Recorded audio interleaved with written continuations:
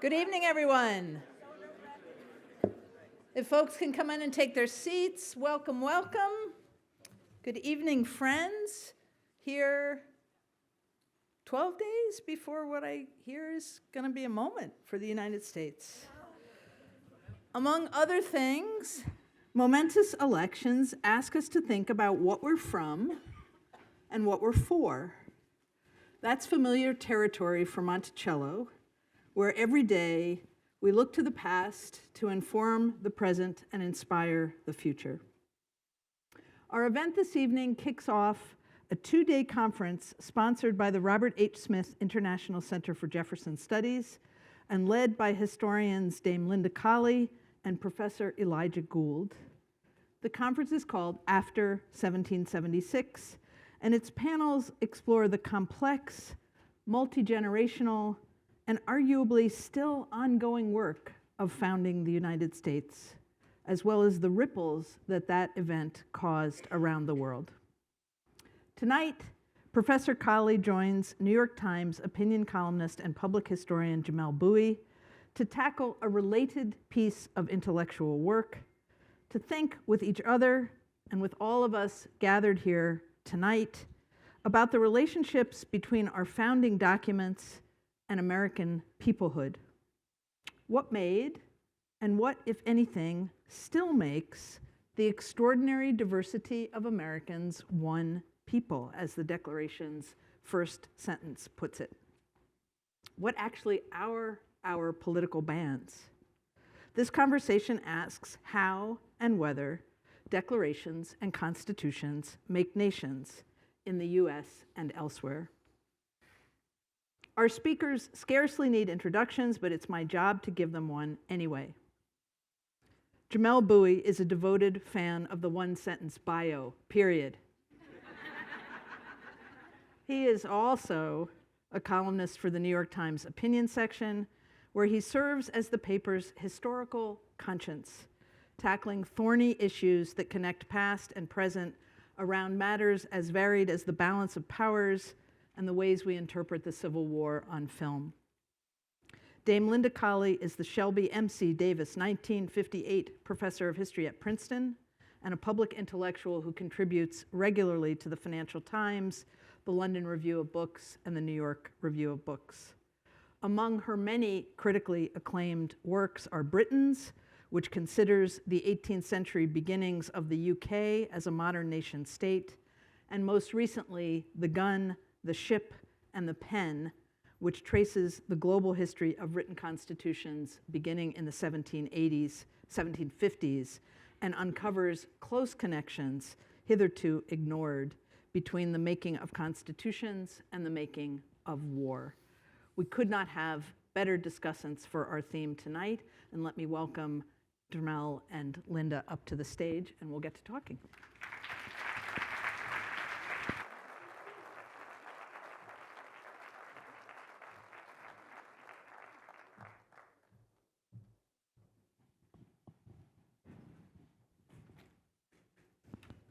Thank you so much for making the trip up the mountain to share your wisdom with us.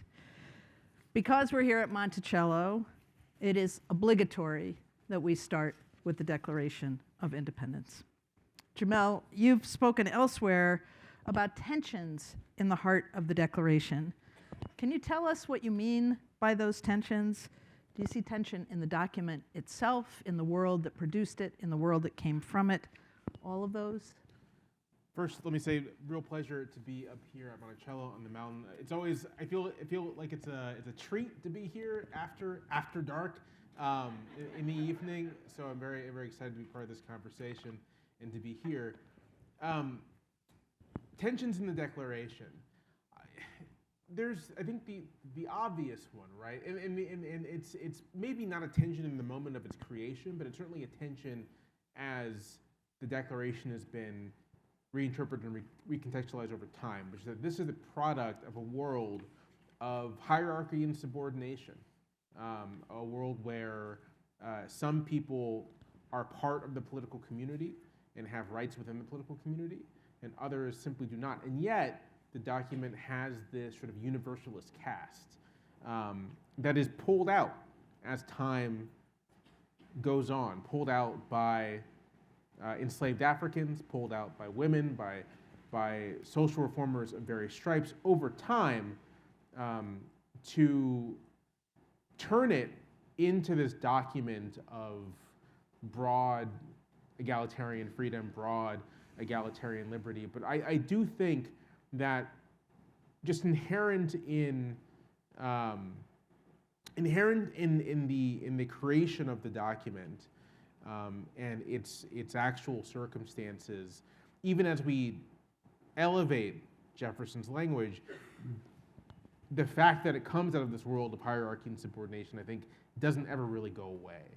And I think that's what, in part, enables it to be used across the political spectrum. That it can be used, right, by Martin Luther King Jr. in making a claim to equality and freedom, but it can also be used by members of the 1990s militia movement to make claims about their own right to exercise force against others. If I can ask a quick follow-up, why put the sentence there in the first place? Right, like I have a formalist question for Linda, but the document, to do its work, does not need this natural. Right. I'm not a declaration expert, right? But obviously Jefferson is writing and thinking and discoursing in this tradition of natural rights, and I have to imagine that part of the reason the sentence is there, not simply as a reference to John Locke, but I think it is supposed to be a meaningful statement about the basic foundations of what the American Republic is going to be, even as there's no sense that they're building something truly egalitarian. I do think that there is a sense that there does need to be this statement of universal rights to kind of ground the thing. Thanks. So if the universal rights statement is the ceiling, right, like the sort of aspirational ceiling, I want to ask Linda to talk about the floor. So what's the document for? What does the Declaration declare? What kind of document is it? Does it mark an ending, a beginning, some version of both? How do you think about this from your far shore as a British historian? Well, clearly, for the reasons that Jamelle's been talking about, this is a remarkable, albeit flawed document. All human documents are flawed by definition. But I think what's striking about it, too, from a historian's point of view, is its tactical and strategic aspect. For a start, it's very short. That's not a throwaway line.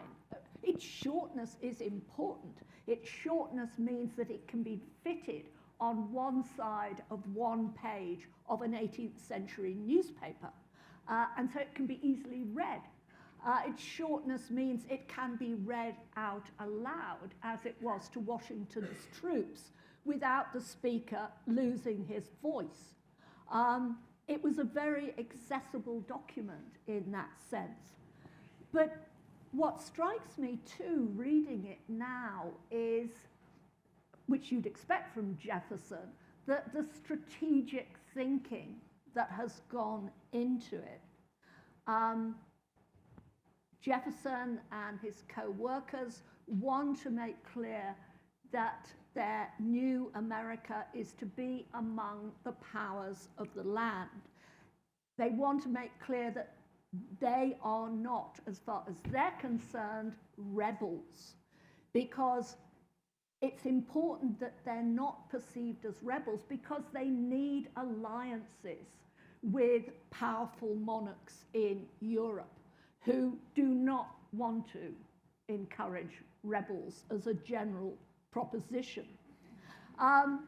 It's also very notable how much space the Declaration gives to George III. it goes on and on. He's this horrible person and that horrible person.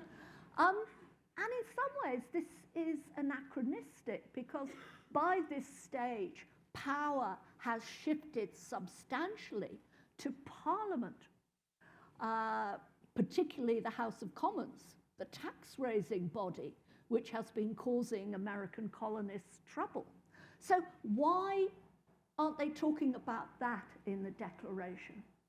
Well, again, it's strategy. It's partly that it's easier to focus opposition on one bad person,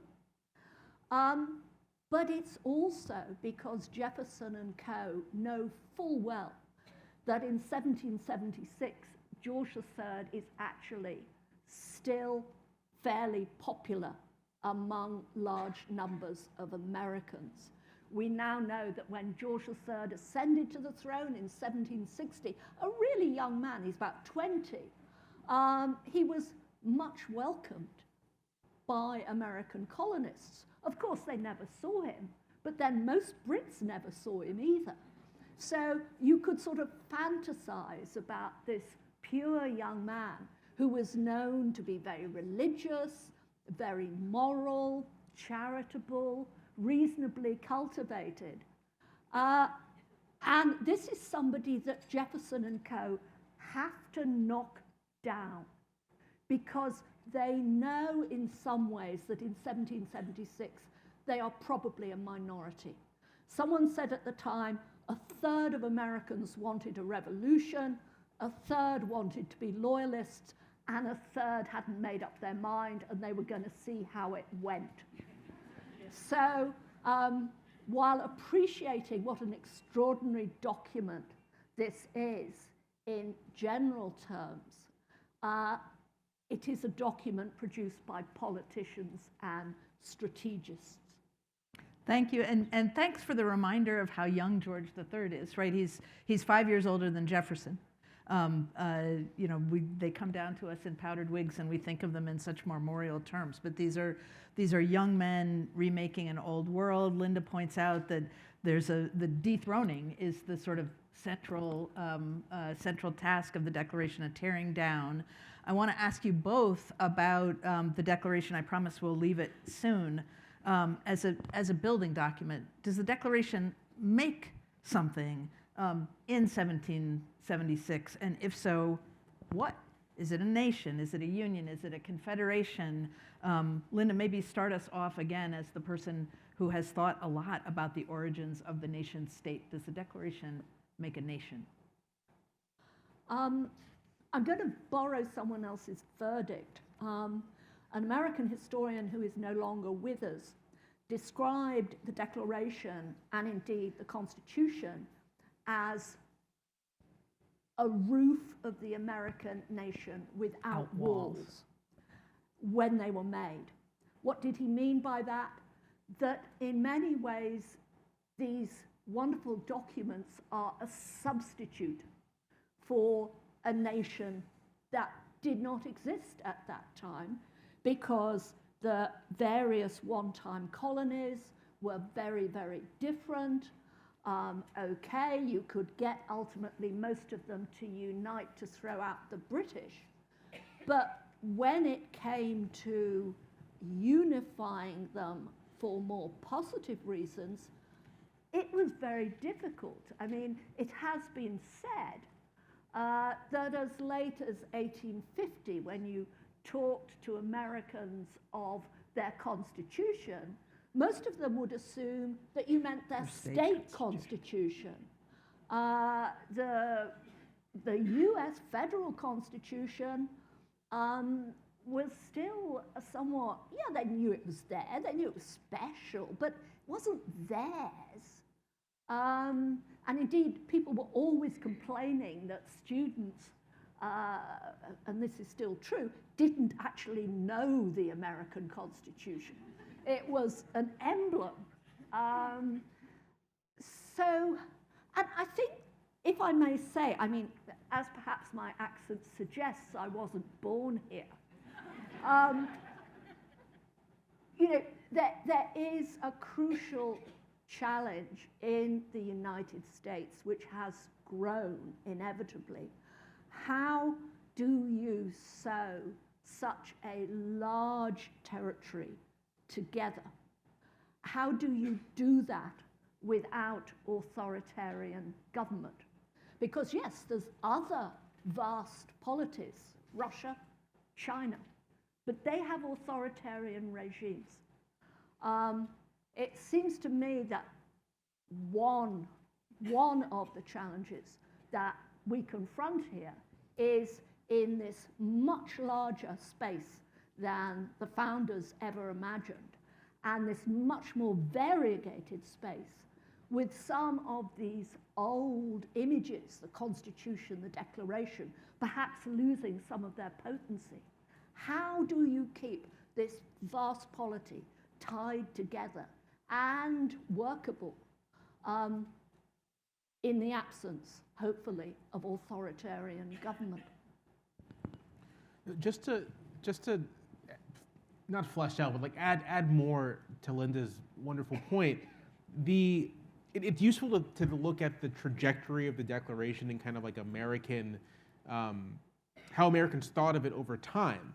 And it's sort of a well-worn observation that through the 19th century, the Declaration wasn't like a curio or anything, but it didn't occupy the same place in civic life as it does today. It wasn't held up as this foundational document in the way that it is today. And part of it becoming a document that we hail as foundational is tied up in the struggles against slavery. It's tied up in so many of the social struggles of the antebellum period, but it really comes to a head with the Civil War. And it's Lincoln, of course, who takes the Declaration and uses it to kind of not just recontextualize the document, but recontextualize the American nation as well, to kind of make a claim that there is a singular American nation. And so much of Lincoln's arguments against secession, his statement at Gettysburg, obviously, is going back to the Declaration and saying this is a document that created a nation, that tied us together, and is at the foundation of the thing we're trying to do together. And I think that just gets to Linda's observation that the Declaration is this root. It is this potential foundation that we subsequently built upon following catastrophic events. But in the moment, I'm not sure I would say that the Declaration of Independence created an American nation. That in that moment, it was this tactical and strategic document. We're trying to get a particular political outcome, and we're going to craft a document with that in mind. And it's only in its use over time that the Declaration has come to mean what it means to us today. And I had an immediate thought after that. I was like, that's not the end of that sentence. So the other thing I'll say is part of this process as well are other peoples around the world who are using the Declaration as well. Like that to me is an interesting part of the story, the way the Declaration of Independence has this global life used by other peoples fighting for independence or making rights claims. And I think that actually reflects back on how Americans understand the document as well. Seeing others use it that informs what we think of what the document is. Yeah. And to your point, both of you, about the formative nature of the mid-19th century, and especially the Civil War, these United States is the common vernacular through the early 1860s, and the United States is post-Civil War. We don't have a national currency, paper currency, until after the Civil War. Like there's a whole number of markers of nationhood that follow rather than leads Lincoln's assertions.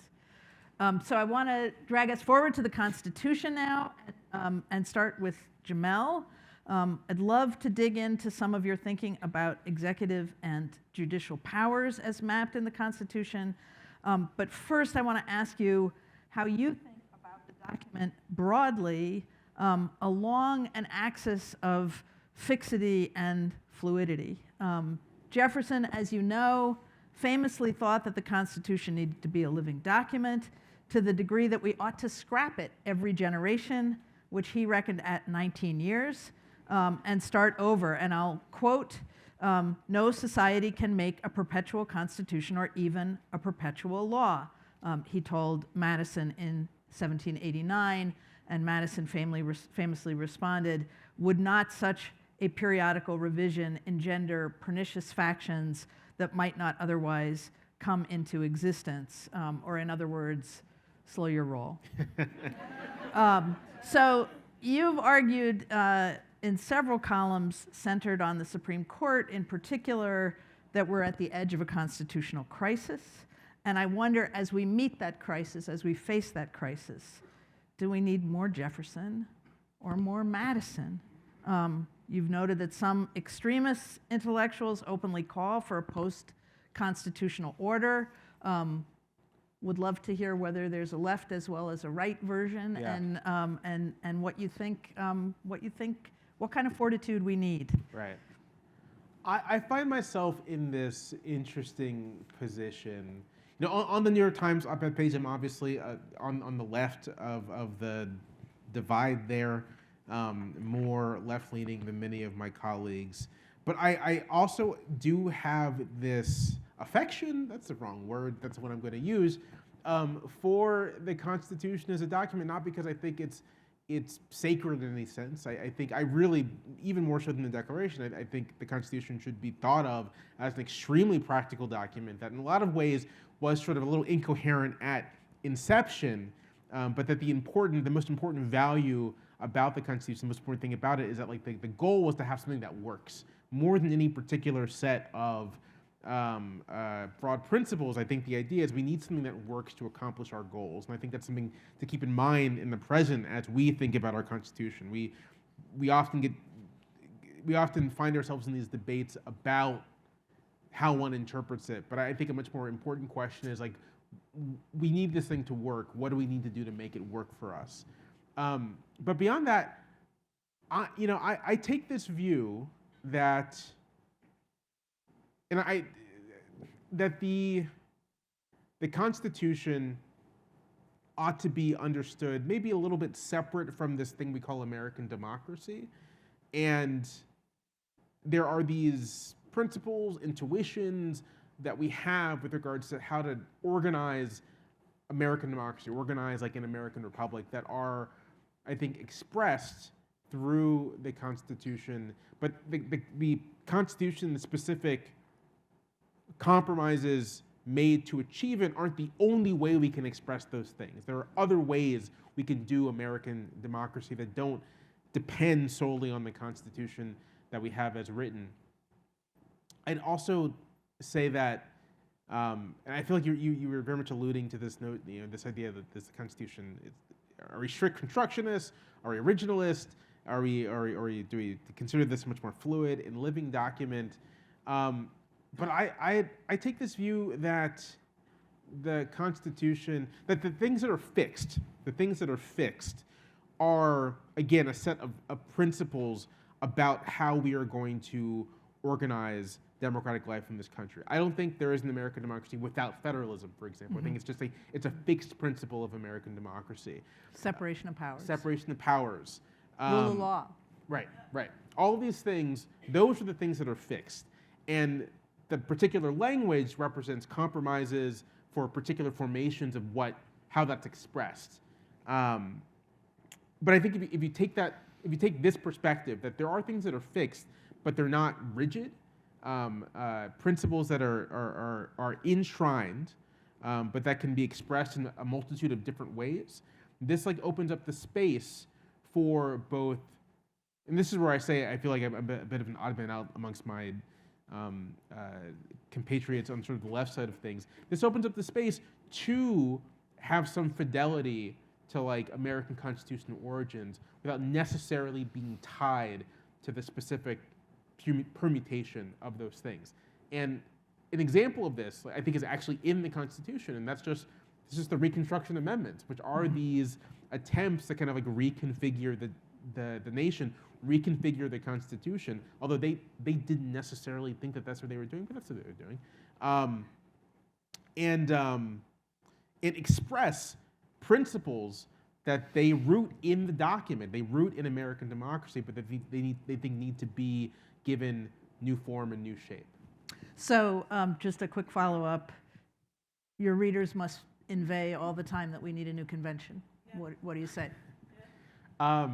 So to the extent that I've ever floated the possibility of a new convention, my readers are like, are you insane?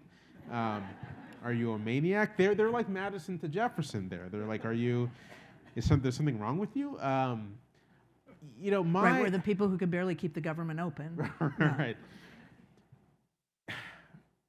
When I think about another constitutional convention, I think it's useful to think about the 1787 convention, organized in an environment of real crisis.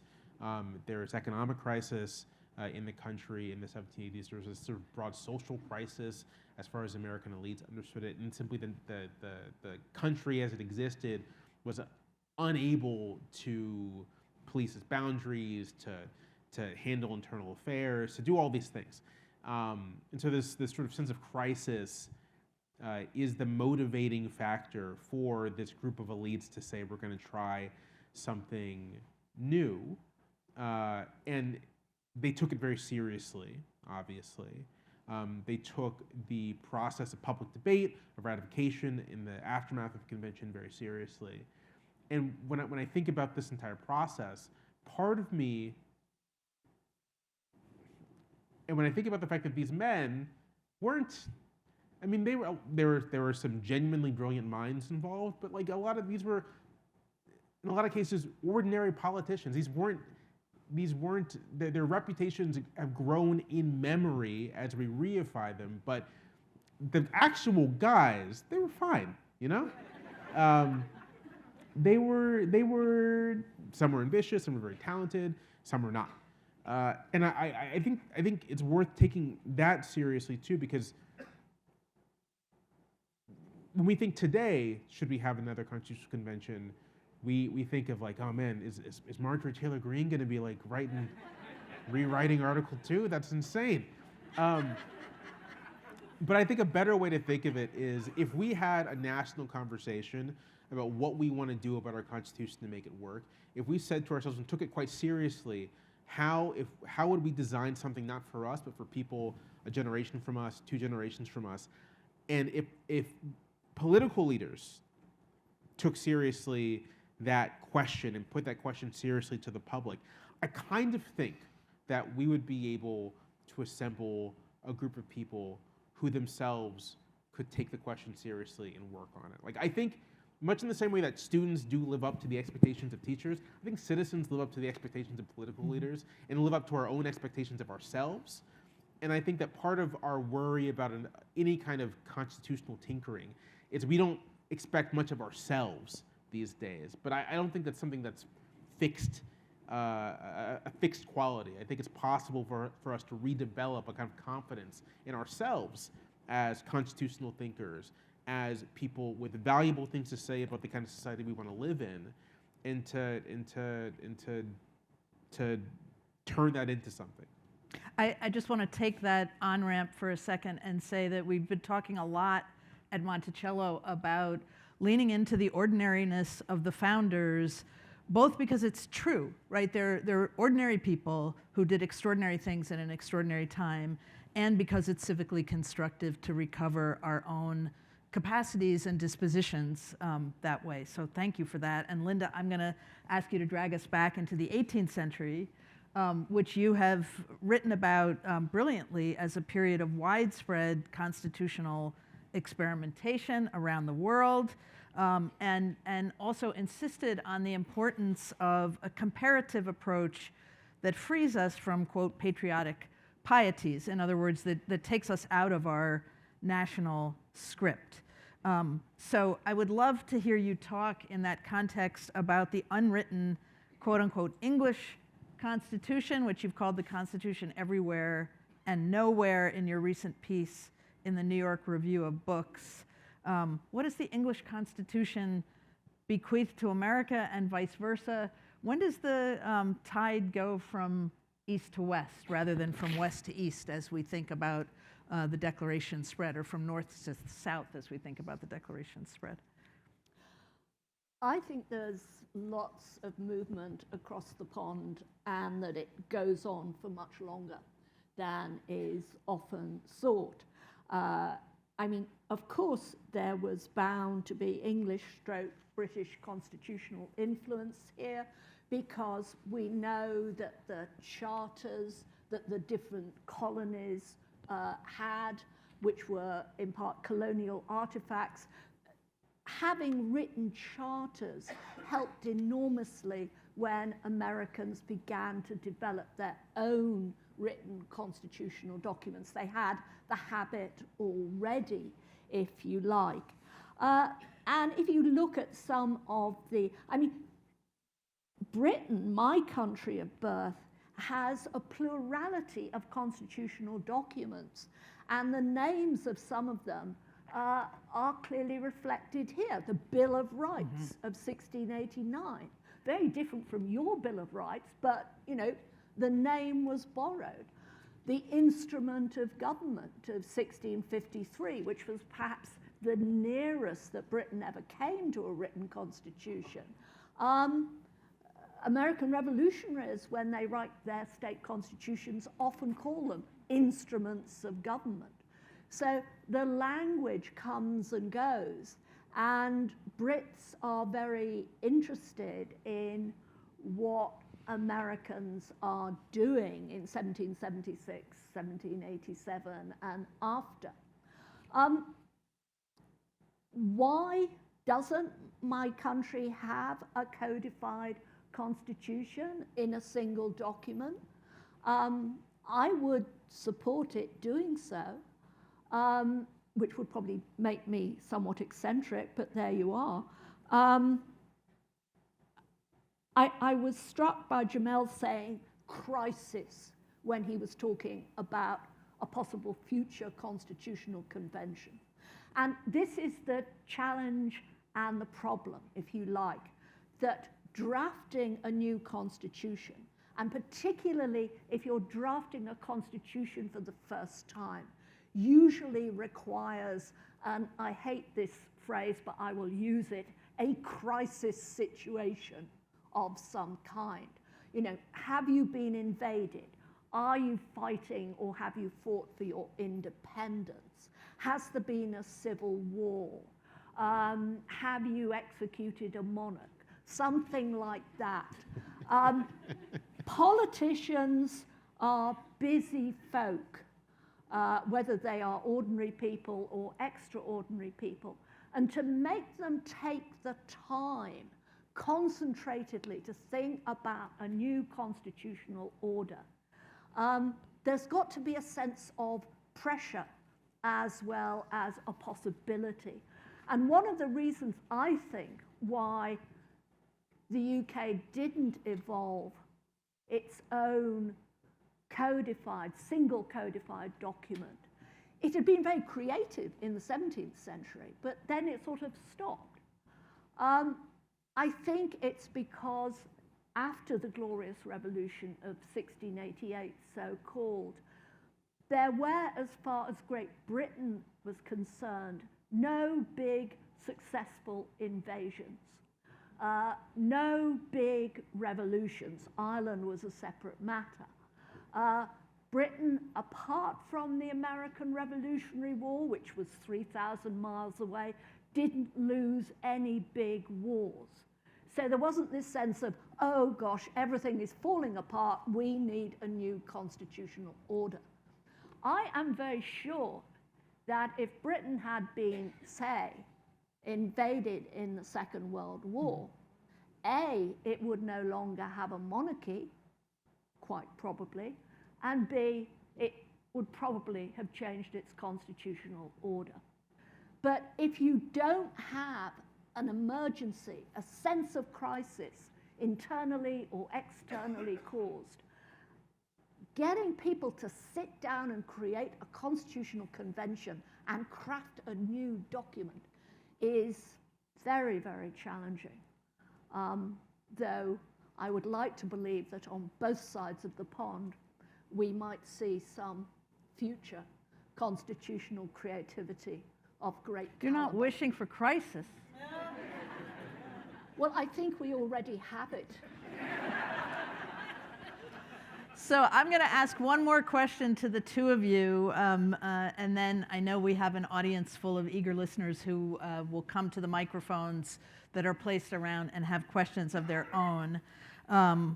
You may be aware that there's an election in the United States, and none of us, including Nate Silver, actually knows how it will turn out.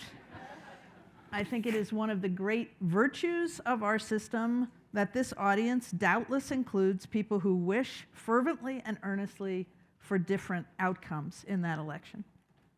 So I want to ask you each to close by offering, regardless of the outcome, a sense of what gives you hope for the future of the American people. And Linda, I'm going to start with you, and you cannot say your UK passport.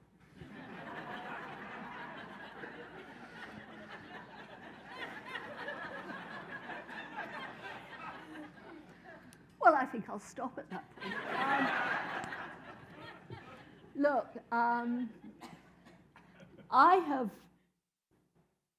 this will sound very soggy, but I shall just have to risk it. I'm not a US citizen, so I do have my own passport. But I have spent most of my adult career in the United States, which has treated me very well. And I have a fundamental faith in this people. And therefore, I'm going to be optimistic, though as a historian, I'm also going to remind you, though I probably don't need to, that American politics has often been a very rough game. I mean, in the 1850s, as the Civil War was beginning to build up, people in Congress would physically attack each other. So we may have some way to go, but I remain optimistic. So your optimism is we haven't hit bottom yet.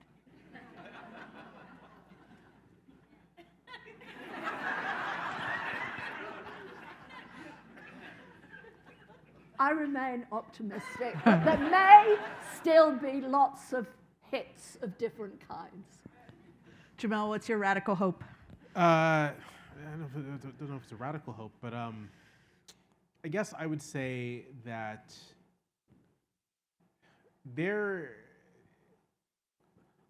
have been Americans who have existed and lived their lives in far worse circumstances than anything that we are experiencing now, and not in far distant memory either. In living memory, there are Americans who have lived under the darkness of authoritarianism, of tyranny in their own country. But nonetheless, those Americans and others like them throughout this country's history have never lost sight of the promise of American freedom, that demanded to have that promise realized for themselves. But that demand has never been extinguished. Americans are very jealous of their freedom and of their liberty, and that's the thing that gives me hope. That I would like to think that there is nothing in our immediate future that can extinguish that demand for freedom, for liberty, for our basic, I would say our basic entitlements as Americans, or traditions as Americans.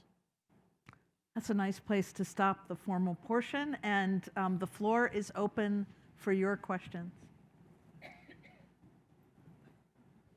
Professor Howard, you got to come to a microphone.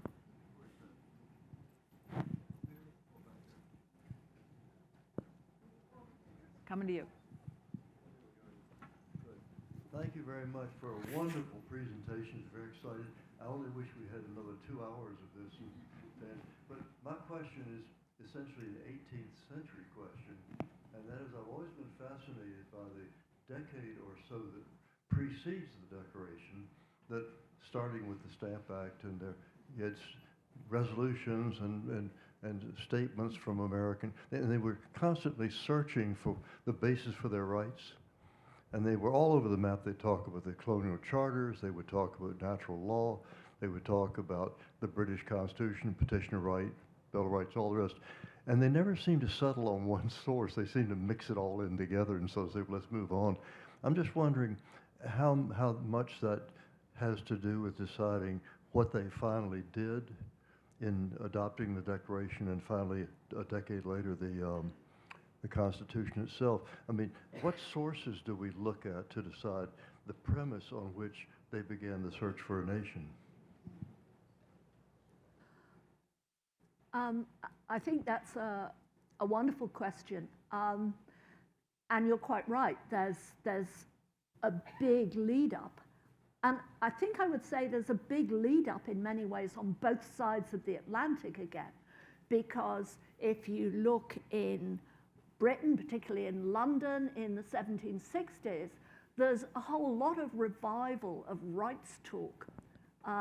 There's a reprinting of documents from the English Civil War of the 17th century.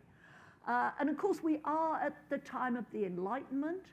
There's a lot of interest in statements of rights in other parts of the globe.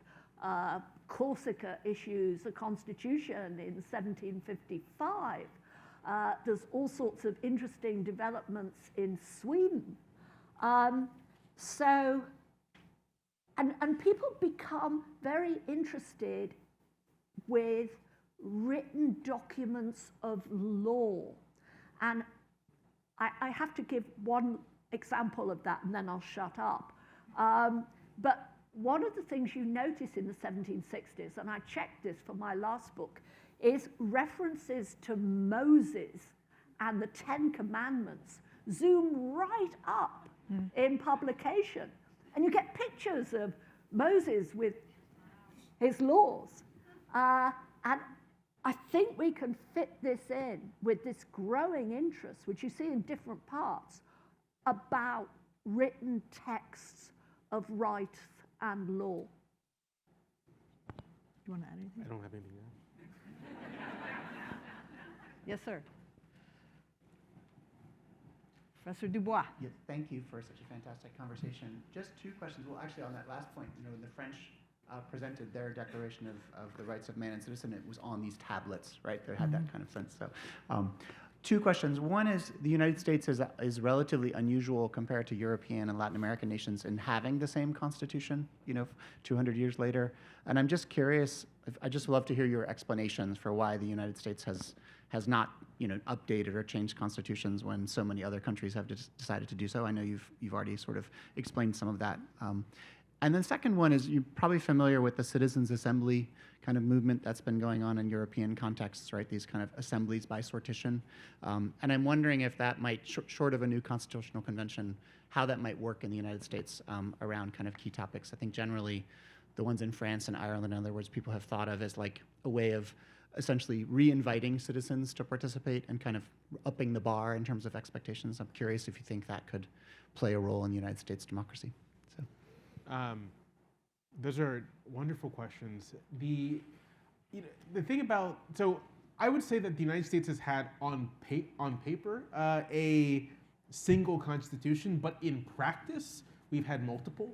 That the Constitution that existed before 1865, or really 1861, is not the Constitution that exists after 1861. Even if the 13th and 14th and 15th Amendments don't happen, the constitutional settlement that comes out of the war is just going to be, we're going to have a fundamentally different thing than we had prior. And I would even go as far as to say that at least the constitutional order that emerges in the 1930s and out of the Second World War is, again, something quite different than the one that existed prior. So much so that you could think of it as being a kind of new, a different kind of constitution. I have this argument with friends of mine sometimes. The French label their republics, they number them, How many American republics have there been? And I would say that you could at least say that there have been three. There have been at least three American republics that all superficially share the same constitution, but in very critical respects, are operating off of different constitutional logics in each iteration. And 3 is post-1965? Yeah, I mean, I would post World War II. Post-World War II. But you could do 4, right? You could do, post 1965. This is why we argue about it. As for Strategian, this is something I earlier this year I had a conversation with a data scientist who was like doing work on polling and kind of doing these polls where they would get people together, randomly selected, and then they would basically sort of like have like discourse sessions, and then sort of like from there use the information gathered from that to like construct polls to ask broader populations. And we were just talking about sort of sortition as a tool that can be used for this purpose, if not for like rethinking the entire Constitution, perhaps for thinking about just constitutional amendment in the United States, right? Like we assume that amendment's impossible because we center the amendment-making process within existing representative institutions.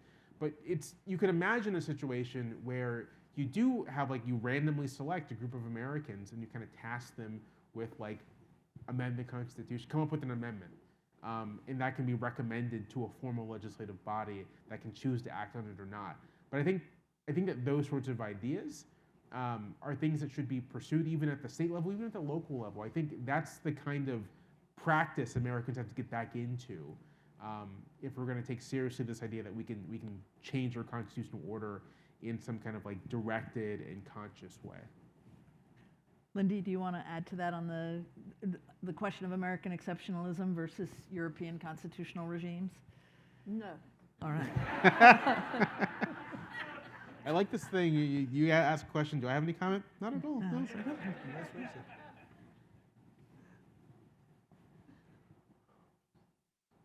But I didn't mean by that to shut everybody up. Yeah. Please, more questions would be welcome. Go ahead. Go ahead. So, my question is about how the buildup of ideas before the Glorious Revolution of 1688 influences and is similar to the buildup of ideas before the American War for Independence in 1776 with ideas of natural rights from people like John Locke and stuff.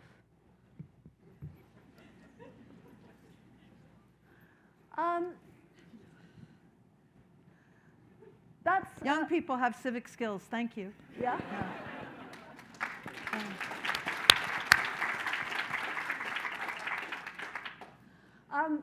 Really interesting question.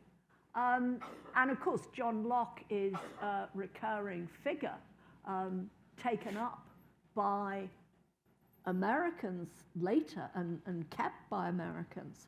But I think what divides those crises, the crises are divided in all sorts of ways. There is perhaps a connecting factor.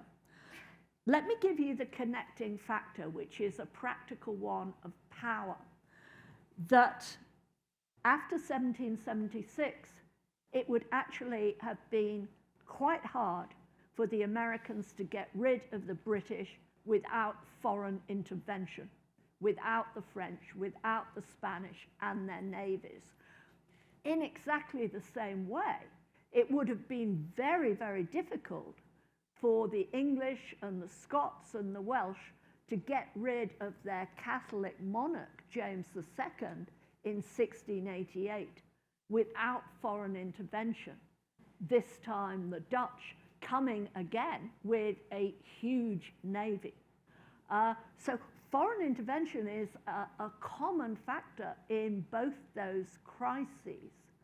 But 1688 is to do with religion in a way that I think is substantially different in 1776. Of course, religion is an element, but 1688 for most people in Great Britain was about getting rid of a Catholic monarch. And that was a really important factor, and a monarch who had lost the support also of a lot of powerful Protestant figures in the state. So they're different, but I do think the foreign aid overlap is an intriguing one. And there was a question in the front row if we still have the microphone moving around. It's coming to you. Oh, all right, you're coming to it. Thank you very much. I don't know if this is an easy question or too broad a question, but I have heard my whole life, as I'm sure many of us have, that America has always gotten through the trials and tribulations that it experiences. And I believe, as you said, it has been worse in the past, and our foundations seem to have stayed the same. They have stayed the course. And my question is for both of you, whether with the way our Constitution is written, with the way the Declaration is written, and the structure of our government where we have a leader for 4 or 8 years, whether there is something that could actually, that you could foresee or that you could guess would kind of destroy the foundations of what we have. I think it's really easy to be like, oh, America's completely different. These people than have the way it radical was. hope. I know, that's why, if it's, it might be too big a question. It's just, it seems like it's on a lot of people's minds right now, whether, an election is coming, it's just an election and we're going to get through it and America's going to stay. Or are we getting further and further along in the path of needing some significant change? Let's have the view from abroad first. I can't foretell the future. I would say it's always important not to forget the rest of the world. And the state of the rest of the world at the moment is increasingly parlous, arguably. Part of the nervousness and anxieties that bubble away in the United States are, I suspect, a response to the fact that the kind of confident power that the United States seemed to have after the Cold War was over, that's receding with a much more powerful China, a seemingly out of control Russia, events in the Middle East, all sorts of things. So, and these things are beyond easy American or anybody else's control. What happens here? Well, Jamelle will have his own much better informed answers. But I think too it might be useful to consider amelioratory factors, not just big, dynamic, new conventions and so forth. That would be wonderful. But perhaps we could make the system work a bit better than it does. And it might be worth thinking in that way. One of the things that might help the United States is if, for example, it developed a multi-political party system as distinct from sticking with a two-party system, which can feed into polarization quite easily. Now, it's often said that, a multi-party system, which means that you've got to have coalitions, is very unstable. Well, at the moment, I'm not terribly impressed by the stability of the two-party system. And if you have multi-party systems and you have to keep sorting out coalitions, it can encourage dialogue and compromise. And having that element might oil the machine, even if it didn't completely transform it. Take us out. I very much agree with the point about multipartyism. There are obviously like institutional features of the American system that make it more difficult than in other political systems, like our electoral college or the office of the presidency itself kind of adds some complications, but I think Americans should take seriously the idea that we need a multi-party system. But the point I was going to make, and this relates back to this conversation about, how many American constitutions have there really been in actuality. I think that the United States will endure, but what we call... You could just cut it there. Yeah. But this is an important but. But you have to remember that there have been this ideal of a broadly inclusive, egalitarian American democracy is relatively recent, right? My parents were born in 1960 and 1961, and arguably they are older than this idea of what American democracy is and can be. And there's nothing in the rule book that says that we won't go back or we can't go back to earlier, more exclusive notions of who belongs in the American political community and what American democracy is. And that's sort of my worry, not that American representative institutions will wither away, but that they'll simply become narrower and more exclusive. And the scope of who can claim belonging in the American political community contracts. It's contracted before, and there's nothing to say that it can't contract again. And the frightening thing about contractions in this regard is that they can last for a long time. We don't have to talk about Jim Crow. The Johnson-Reed Immigration Restriction Bill was signed in 1924, and it's a generation, a little more than a generation, before we get the opening up of immigration to the United States that allows for people who are not of European extraction to find a home in this country. If we want to talk about Jim Crow, right, like you have from 1868 or so to 1898, 30 years of something like two-party democracy in the American South, and then it's gone until the 1960s. And during that time, right, like in the 1930s, people would have said the United States is a democracy, and I probably would have said the U.S. is a democracy, except for this authoritarian enclave. And there's not only there's nothing in the rules that says it can't happen again. I would make the case that, in fact, some of the rules of the American system can facilitate that happening again if we allow it to. So I'd say that's my kind of concern. Not that, there won't be competitive elections again, but that there will. Some of us just won't be allowed to participate in them anymore. So I was going to have that be the last question. But I'm very hopeful. I really am. All right.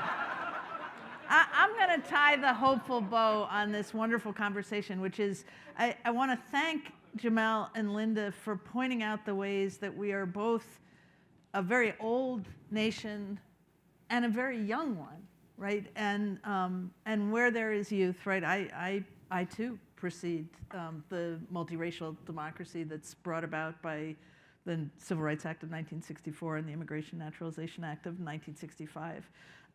Where there's a young polity, there are growing pains, and we are in those growing pains. And a beauty of our system is we all have contributions to make and work to do. So will you accept work as an answer to backsliding? Yes. All right. Thank you all. Thank you both. It's been a remarkable conversation.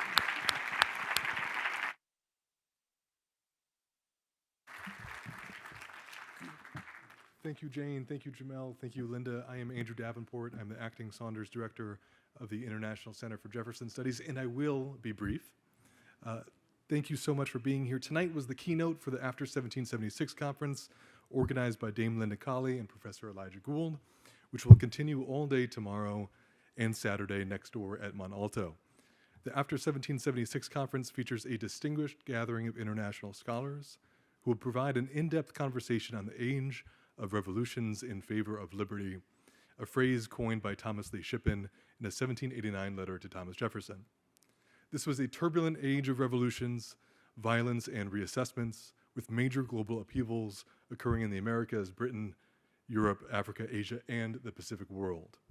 With an emphasis on the years between the Declaration of Independence and the French Revolution, After 1776 conference presenters will examine the hopes, fears, arguments, and destabilizations of the time. There's still room to register if you'd like to join either in person or virtually. Please return to the shuttles for transportation back to the Visitor Center. That's right behind me. The shuttles are behind me. Have a safe trip home and a wonderful evening. And thank you for coming to Monticello, where we learn from the past to critique the present and chart a brighter future. Thank you very much.